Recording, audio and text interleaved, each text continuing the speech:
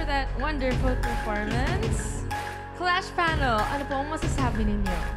Mitzi, nag-artista ka na rin pala. And maganda yan. Kumbaga, pag marami kang labada, marunong kang kumanta, marunong kang mag-artista, maganda yung ganun, all around ka. Congratulations kasi natutuwa ako sa'yo.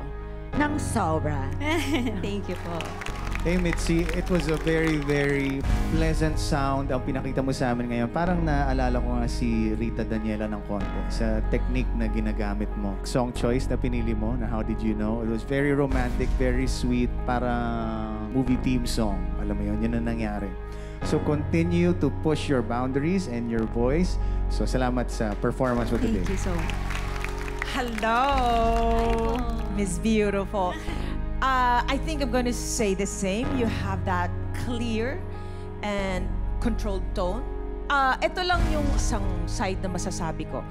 Yung falsetto mo, okay siya. I was just like looking for texture. Then again, I loved your performance and bagay na bagay sa'yo. Thank you. Thank you, my dear. Thank you, Mitzi. Thank you, Mitzi. Thank you, Mitzi. Thank you, Clash Panel.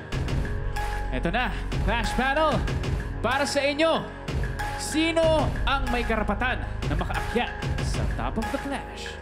Ang boto po namin ay mapupunta kay...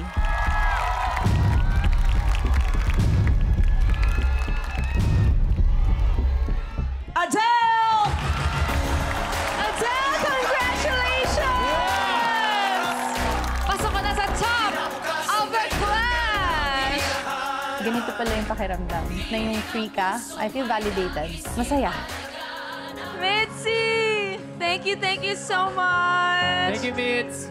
Sobrang happy ko dahil nabigyan ako ng opportunity na maging clasher. I'm just really honored na si Ate Adele talaga yung nakalaban ko.